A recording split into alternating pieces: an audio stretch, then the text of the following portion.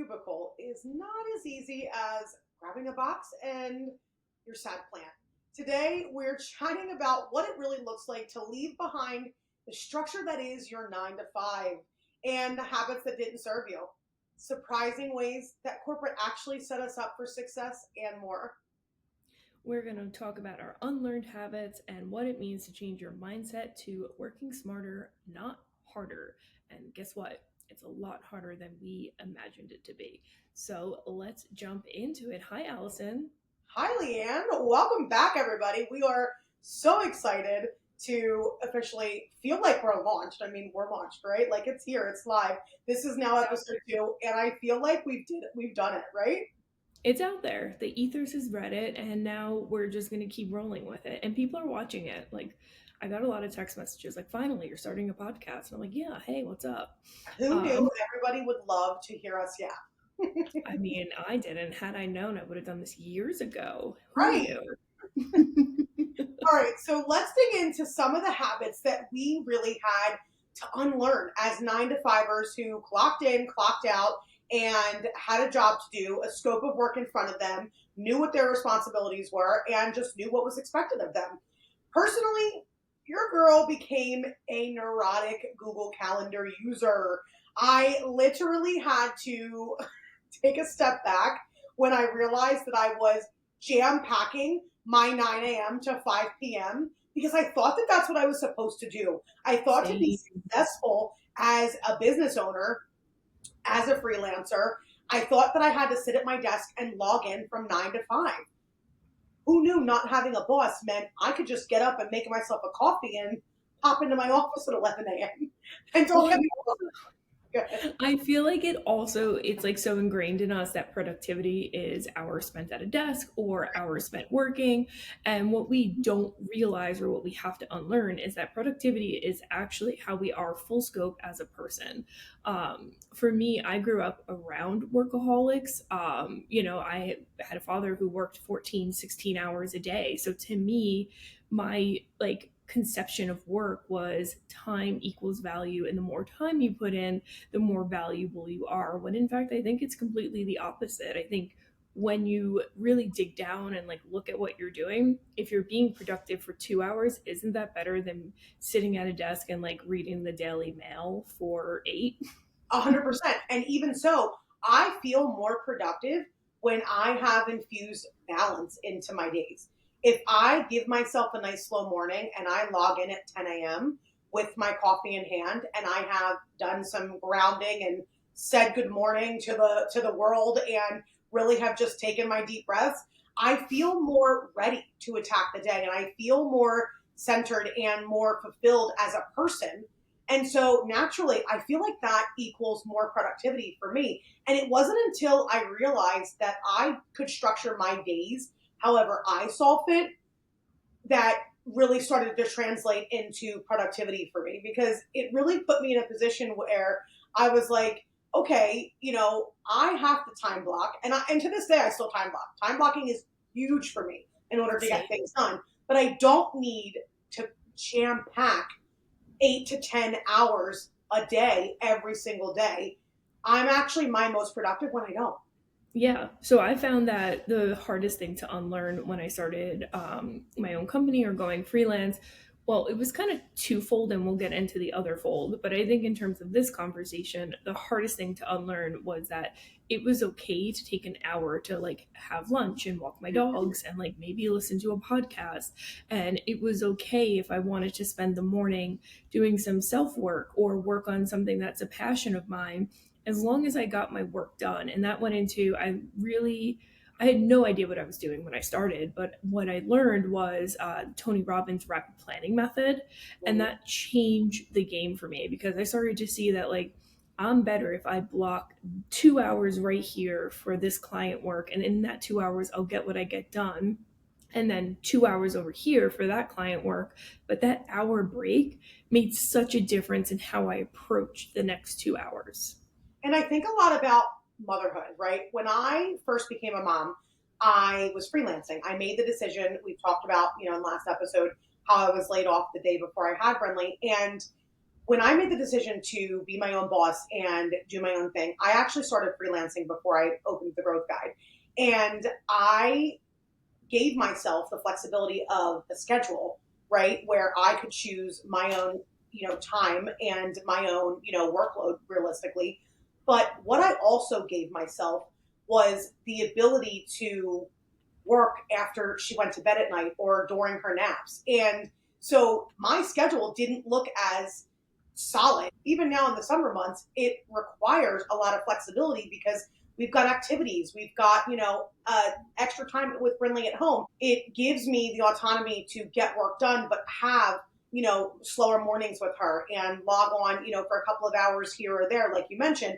And when the school year starts, I then have 6 to 7 hours a day, but I'm still able to work during her school day. So I still have that flexibility built in to where I'm not necessarily working late nights like I used to, but everybody really just has to work around their schedule. And so a lot of what we'll talk about today, I'm sure, won't be a cookie cutter situation because we've both, Lan and I, have gone through seasons of life where we have had to adjust our schedules based on what's going on around us. But it's the fact that we were able to do that and that we are able to do that that I think is really where the feeling of freedom comes from. What would you say the biggest habit that you had to unlearn from your 9 to 5 was? That I am in that I am responsible for building out my own scope of work. So, like, if I have, tasks that need to get done, to this day, I still time block when I'm going to do those tasks and I pair like tasks together versus clocking in at 9 a.m.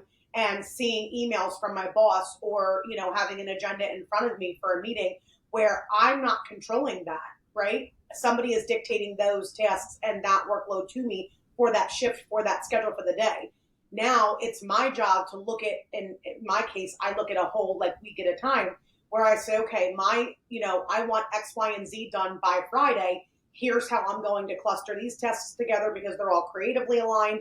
These tasks are all working in our CRM. And so I'm going to, bundle them together. And so it's really a matter of finding the rhythms and they're different every week. Right. And so it's a matter of figuring out kind of what works and what doesn't.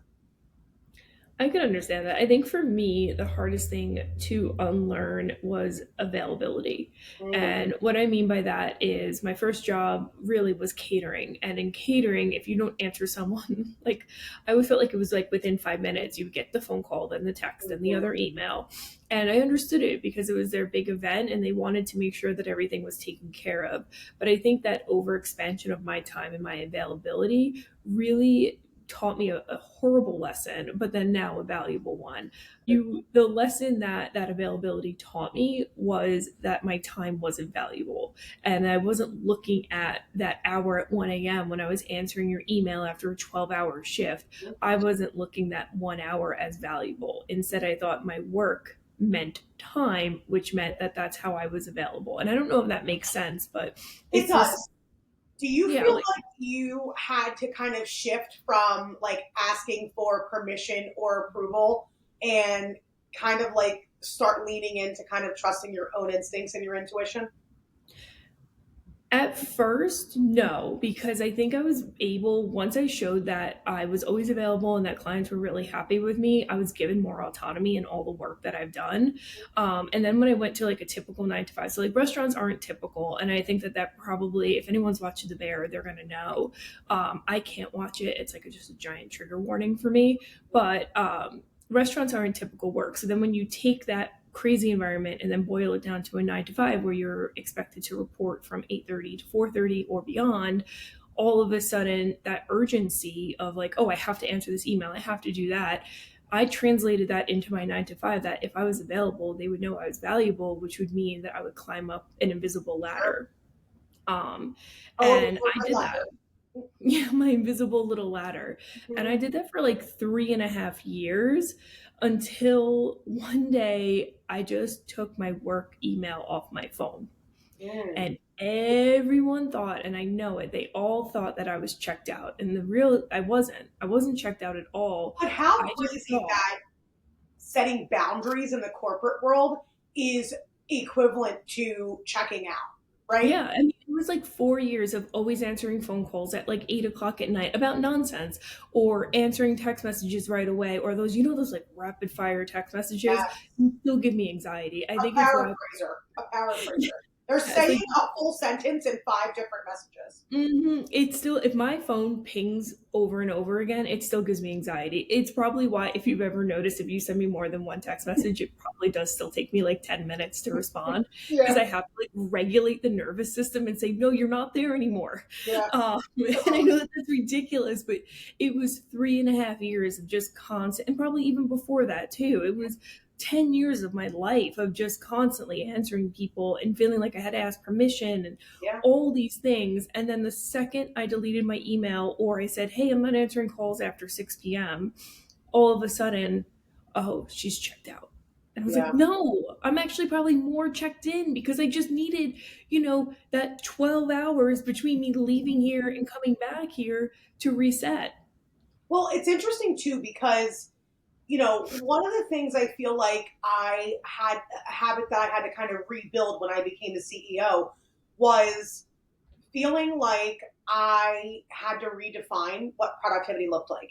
So that's where a lot of the time blocking came in. But it's interesting to kind of equate that to corporate because you set boundaries, right? That you were salaried and being paid from 9 to 5, and so that's what the expectations for the scope of work in front of you and your role is. So you're going to do that and honor yourself by only working 9 to 5 and being available during that working window, right?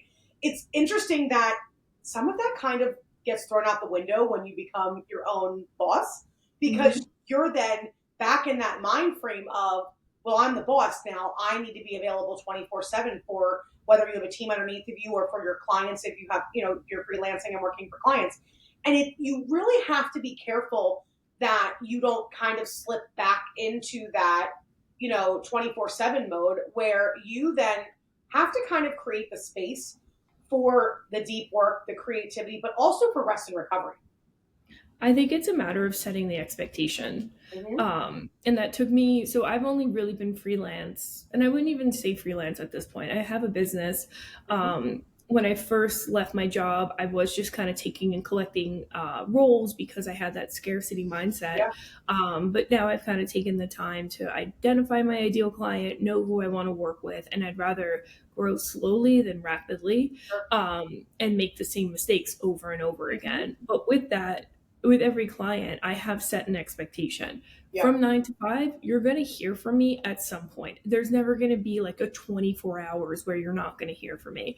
But if it's after 5, or if it's during my creative time, I'm not going to answer. But when I do, I show up with so much intention, and it's not just an okay or something that's going to make you overthink my response. Agreed. And I think the clarity that we give, I know our clients at the Growth Guide in terms of expectations, where we're really careful about meeting deadlines and being specific about what the deliverables are and when they should expect to see them. And I think that was a lot of learning curve because in Hmm. the beginning you want to be a yes man.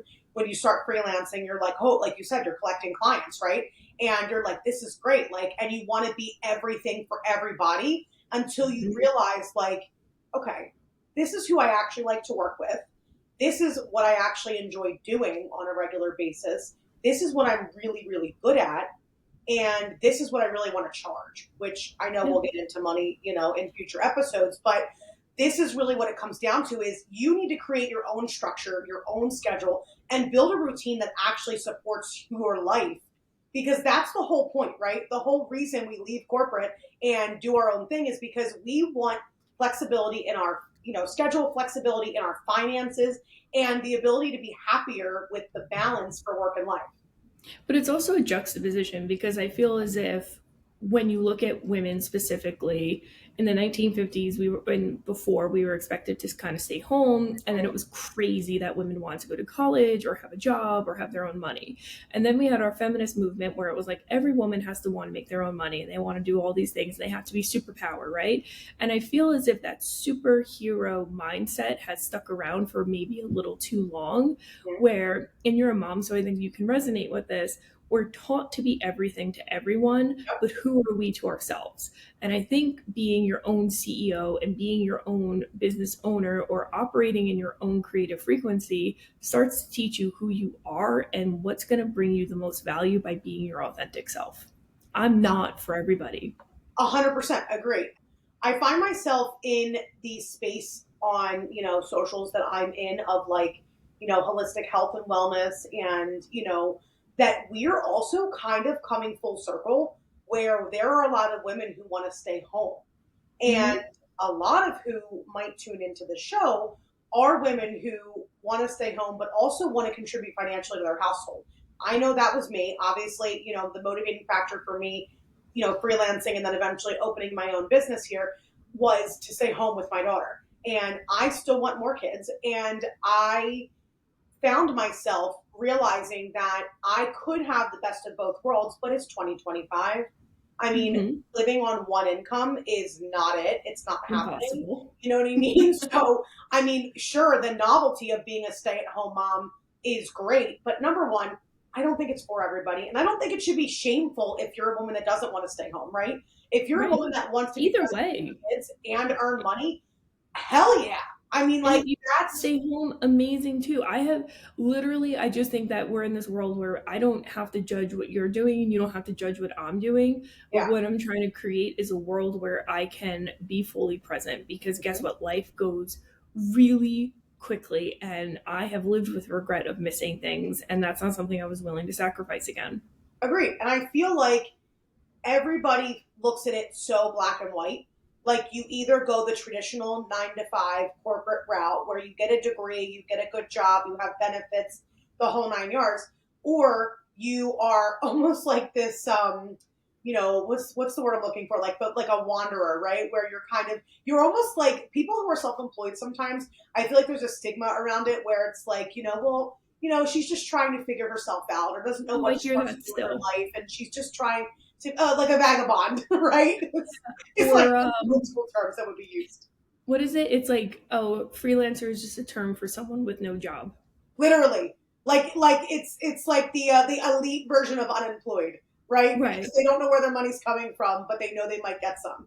And I feel Right. like great. Some people have corporate jobs and freelance on the side for extra income, and in that Hmm. case, that's amazing, right? And in the beginning, that's a fantastic way to transition. If you listen to last week's episode, Leanne and I weren't really given that choice because of the way we were ceremoniously upended out of corporate.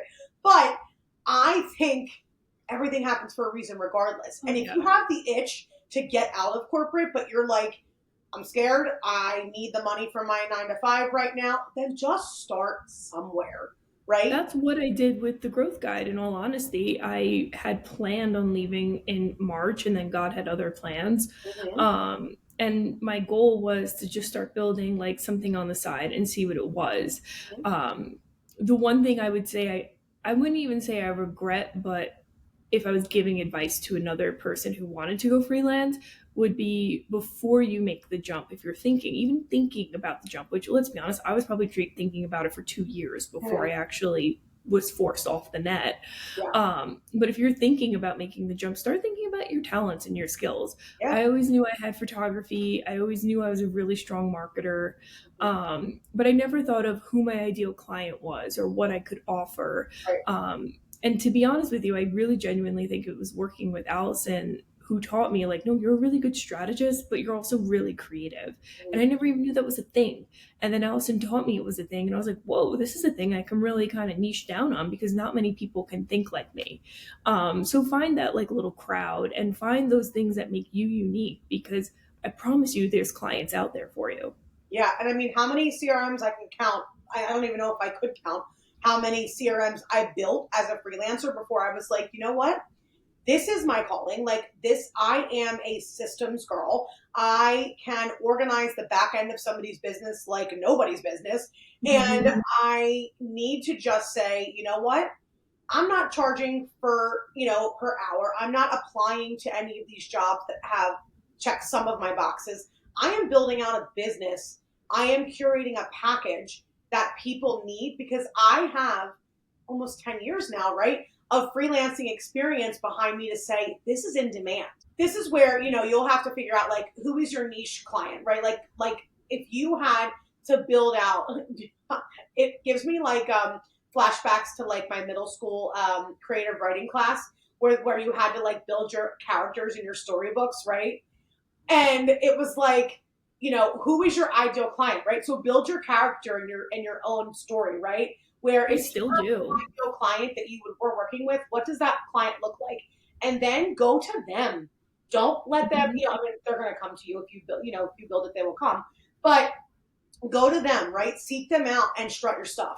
That's really where you want to position yourself as an expert in whatever you feel like is aligned with you. When I tell you passion carries you just as far as skill set does. Because if you truly love who you're working with and what you're working on, you are going to sell yourself easily by just sharing what you're loving, what you love doing.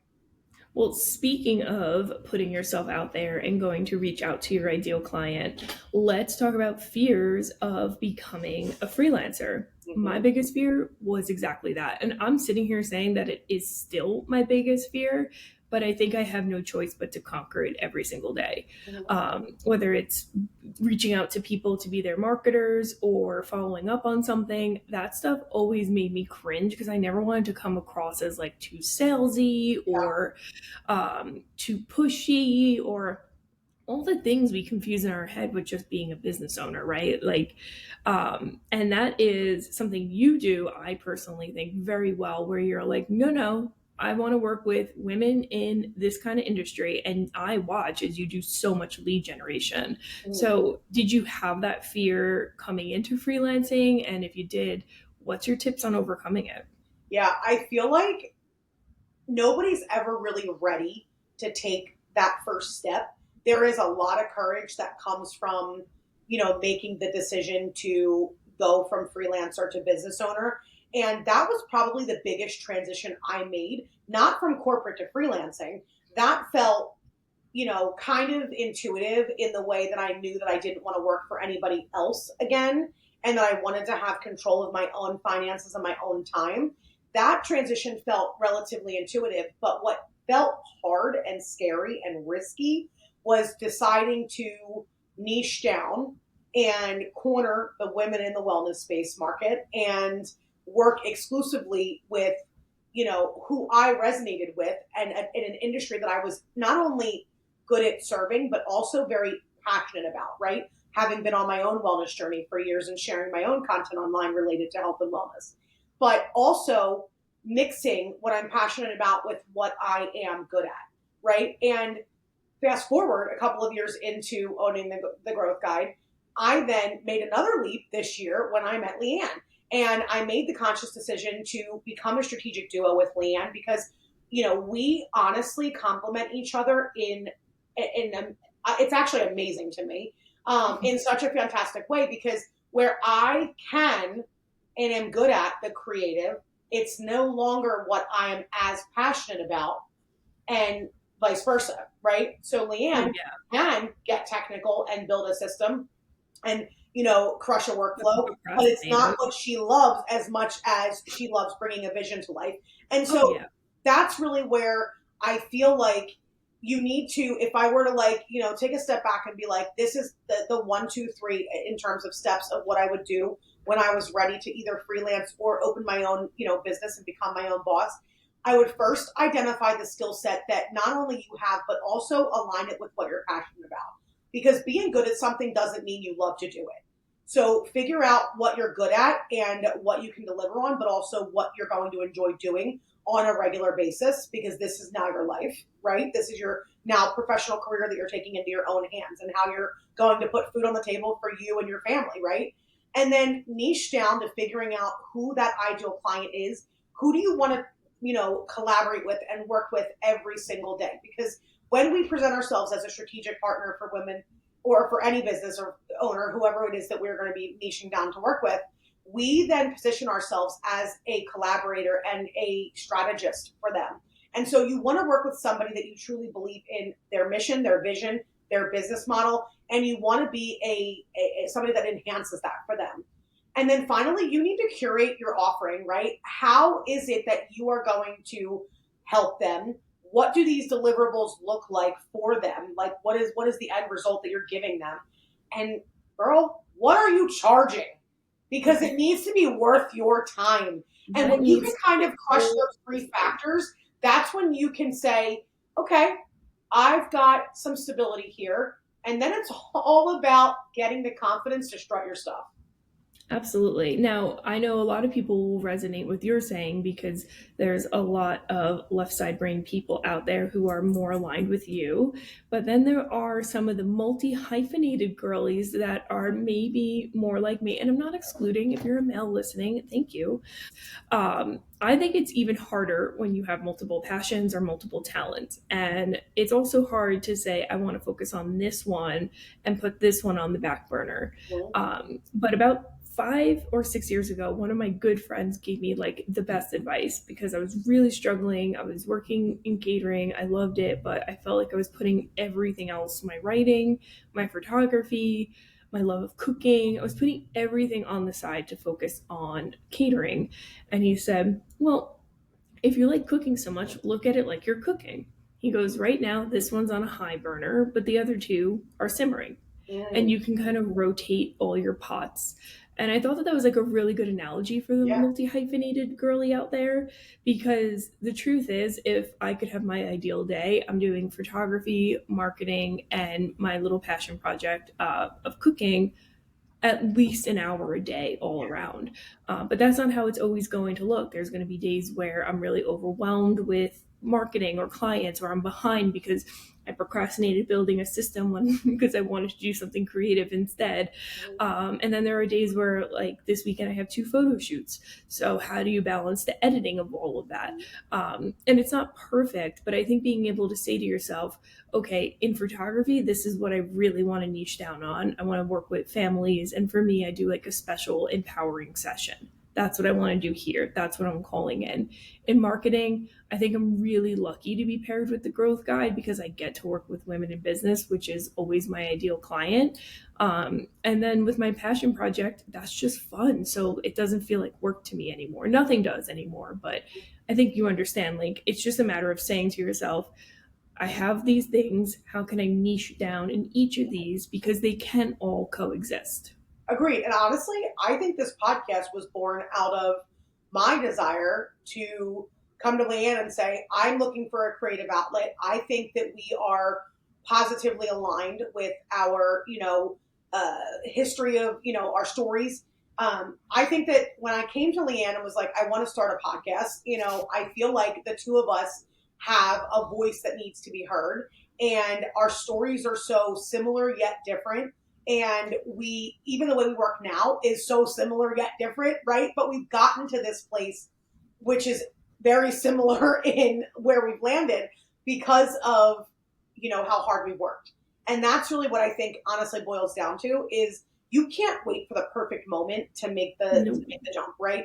You there have to isn't one. just trust yourself enough to put the hustle in. And I don't love the word hustle, but in the beginning, when you're making this transition, it's a grind. Like we became in charge of our own life for a reason. We wanted to balance how we saw our days going, right? And I that's also what think ultimately drove us.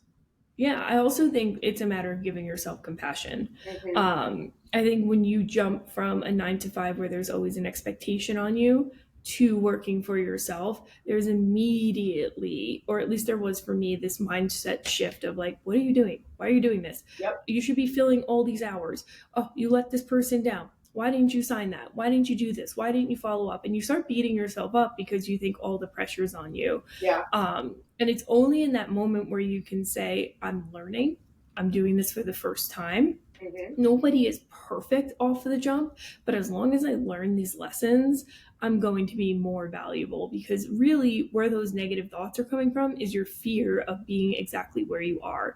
Because the second you start really actualizing the life you're meant to live, all that fear resurfaces and like builds a chokehold against you to see if it can pull you back into the life that you previously had.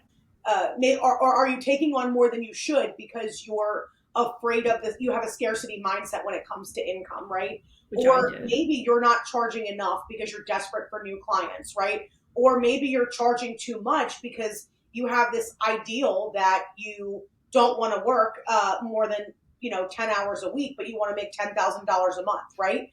That's cute. It's a matter of like figuring out where are you going to be comfortable financially and comfortably from a balance standpoint of how much do you want to work, right? And don't get me wrong, right? When we started freelancing, I know I can speak for Leanne with this too. We charged hourly, probably way less, definitely way less than we charge now. And now we've shifted into package offerings where we're giving you deliverables and expectations for a dollar amount versus saying we're going to work 40 hours a month for X amount of dollars per hour. We're no longer clocking in and clocking out. Was that always the case? No. Even as freelancers, we log time, right? Because Mm-hmm. they bought hours, right? Then we moved from getting a paycheck every week or every month as a freelancer on an hourly basis to retainer clients, right? Where we still have hours that we have to meet each month, but they're paying in advance, and this is great. And I'm getting $1,000 at the beginning of the month, right? But then we realize that there's a whole nother layer of this where we can say, hey, I don't work in an hourly capacity. This is how I partner with my clients. This is what I can give to you from a deliverable standpoint. Here's when you can expect to hear from me and how you can expect to collaborate with me. And this is what I charge. This is what this package is worth, right? And then let's not even get into yet, how we can, book out, for a quarter or 6 months or a year. There is so many possibilities. And Leanne and I are going to dig into so much of that throughout the length of this podcast because we are really honestly so passionate just about sharing how we got here. And listen, we're not at the end, right? We don't believe that we are, you know, at the epitome of making all of our dreams come true. No, But damn, I think have I'm at the we worked hard beginning. to get here, right? Yeah. I think I'm at the beginning of everything, to be Yeah. honest with you. I think, and it's fun because I think we can parlay off of each other where you've been doing freelance and now owning your own business for 10 years, where I've always had the security net. So, Mm-hmm. yes, I've been a photographer. Yes, I've had marketing clients, but I've also always had a 9 to 5. Mm-hmm. And I don't have the security net anymore. I mean, in some ways I do. Obviously, I have a husband, we're dual income. We can kind of bounce off of each other when I have a bad month, but my end goal is my own financial security. It has nothing to do against my husband. It has nothing to do against anybody other than me saying to myself, look at what I built. And that pride of saying, maybe I left too soon or maybe I wasn't ready, but your girl treaded water and your girl swam forward and the waves hit and every analogy you could possibly imagine. And yet I'm still here and I'm still stepping outside my comfort zone to continue to grow and find exposure and conquer all those little fears that have previously held me back from letting go of that 9 to 5. Agreed. Even doing this is terrifying to me. Exactly. But And guess you're going to what? do it, right? I'm doing it. I feel like you're referencing kind of like that you're in the beginning, and that's so interesting of a perspective for you. But I feel like I'm in the messy middle, right? Where I know this isn't my end goal necessarily. I know the growth guide feels very intuitive to me as a business that I will have for life. But even just now, just this year, when Leanne and I partnered up, we restructured how we work with our clients this year when we chose to do that. And so I know that I will still constantly evolve. Even though I think that the growth guide is, the business that will carry me through, I think it will continue to evolve and to look different for years to come. And if But you're doesn't kind of that mean that it's like the best business? Like to me, being able to continually evolve, it's like going to your favorite restaurant and seeing that they have, and I have to use restaurant analogies, but in, seeing that they change the menu. yeah, Changing the menu is good, but initially people might not like it, right? They right, might want that one dish. And guess you're what? A creatures of good habit. restaurant will just make it for you. But to me, constantly being able to say, this isn't working, or I want to expand on this, or oh, wait, we can offer more. Because what we're doing now is we're offering more to clients. We're offering, especially on the creative end, you're saying to your clients, I helped you build out your back end systems, I've strategized everything with you. Now let's get into the creative. Now let's show people what you offer. Mhm. You That's a good business in my head. Someone who can say, I want to expand on this. I want to make this a little better, because that's how you stay alive for the whole entirety. Agreed. I mean, even in corporate, right? When Yeah. layoffs happen or roles evolve and duties are absorbed into somebody else, that's life. That is Hmm. how, realistically, there's somebody who's the CEO of the company that you used to work for, right? And Hmm. that person is making these same decisions that as a CEO now we are making for our own businesses and our own lives and our own homes, right? Like we are CEOs of our own homes too, whether we have children or, families or spouses or, if we're doing it on our own, right? We are in control of our life, of our business, of how we choose to view it all and, perceive it. And we also do a lot. And I think I was telling Allison before we started recording, I haven't had air conditioning in like 5 years. It feels like 5 years, but it's really only been 5 days. And it's been, look, we're very privileged to even have air conditioning, and that's how I'm choosing to reframe my mindset. However, every day I have had an interruption to my day, Mm. and Allison will be like, hey, did you get this done? I'm like, no, the HVAC guy is here again, or my upstairs became messy where my office is, or you can see that's lotion and a little sweat glow going on. And we have to be able to be adaptable. And so, yeah, maybe my husband goes to a job every day and like puts on his little outfits, but I'm still doing a job, and I'm not, I think sometimes people forget that like we're Puts on not his, wait. We have to his little acknowledge outfits. puts on his little outfits because I literally envisioned my husband getting dressed for work in the morning, and I know that's going to be a future episode topic of we the resent we have for them getting to go and clock in and out when we have They shit get to to do. go out. They get to get out of the house. Literally, I I'm sometimes stuck want that. here Like, in 80-degree weather, like with humidity, and I can't cook, which is like my only outlet in life. oh my Because if I god, cook, the place becomes 90 degrees, and I literally. got panting dogs, and he gets to put on his little outfit and go sit in an office with air conditioning while I'm interrupted for the 15th time this week over an HVAC system. Literally, the glory and all that is working from home because you also Hmm. instantly become the The house laundry, manager. the grocery shopping, and it's like if I don't cook dinner one night, and it's not a bad thing at all, but it's like if I'm working late on something and it's like, oh, what time's dinner? I don't know. Can Wait, you go cook? my favorite is when my mom recently retired. Again, love her dearly. She'll call me in the middle of the day and she's like, "What are you doing?" And I'll be like, "I'm working." And she was like, "Well, what are you working on?" I'm like, Or you want to go my for a job, walk? the business that I Yeah, run. If no, I told you what I literally. do, it wouldn't make sense to you probably anyway. But it's like, sure, some days I can get up and that's great. I can get up and have a coffee and go on a Target run with her. But there are days where I have deadlines to meet, so there is still some structure we have to infuse into our Mhm. days as well. And it's just kind of funny that the preconceived notion of I work from home means So I therefore, go I'm always available. right now, please. Yeah, I work from home, so therefore I am always available. I literally had to send a text to the maintenance man that said, "Please do not knock on my door from 12 to 2:30 today. Just don't.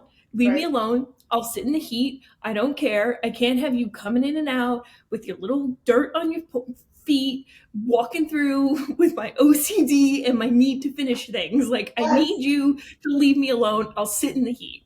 But literally. I think that's like a In the zone. misnomer that a lot of people have about working from home or working for yourself.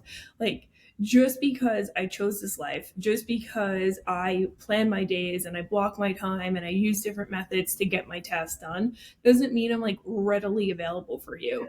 Am I good in an emergency? Can I pivot if I need to? If you need a babysitter last minute, can I most likely switch around my day? For sure, but don't Yeah. take advantage of it. Right. And that's the idea. That's the key here is while you want to be and you can be the go-to person, and that's probably one of the reasons that we started, working from home is that flexibility and the time for our families and the balance that we want, to infuse into our life. but it doesn't mean that we are your everything. It doesn't mean that we are the go-to for every problem or every situation, because at the end of the day, we are still responsible for putting food on our tables. And so Hmm. getting the work done still has to happen at some point in time. Yeah, and we're also responsible to our clients. I mean, we wake up every day with a purpose. My purpose is to help people grow their business. My purpose outside of that is to help people learn like the importance of taking care of yourself or cooking or things like that. That's my purpose. Yeah. And I have an obligation to live to that. So if I constantly put other people ahead of myself, I'm not living authentically either. And on the flip side of that, with building the growth guide, I now have a team of employees that rely Yeah. on me to run this company in a way that provides them stability in their income as well. And so this is where, again, I will circle back to the different phases and stages of, doing your own thing, because, while you can start as a freelancer, if your goal is truly to make more money and work less, you will probably get to the point where you then build what's something of your own, where you have a team of individuals working underneath of you as well, like I did, and put yourself in a position to have creative projects like this podcast, and give yourself the autonomy to take back some of your time while not sacrificing some of your income. I worked for someone during my scarcity mindset hours where I just kind of took a job. And I worked for someone where I was their assistant and things were outlined pretty clearly. But then she started seeing my value. So she started adding tasks or adding this or adding that, all while trying to automate her entire business on AI. And what she did was, and to the point of what you're saying, is she focused so much on these ideologies instead of on her business and growing them, that she actually failed her employees. Mm. And the company started not making the money that it was. And it goes back to your purpose. As you grow, as you scale, you still need to focus on that trunk of the tree. And for you, I think you do a great job of that, of saying to me, like, hey, Leanne, I can't do that right now. I have to focus on this. And that kind of deviation of our responsibilities makes it so that you can focus on the tree and I'm focusing on the leaves and making sure that our clients are happy.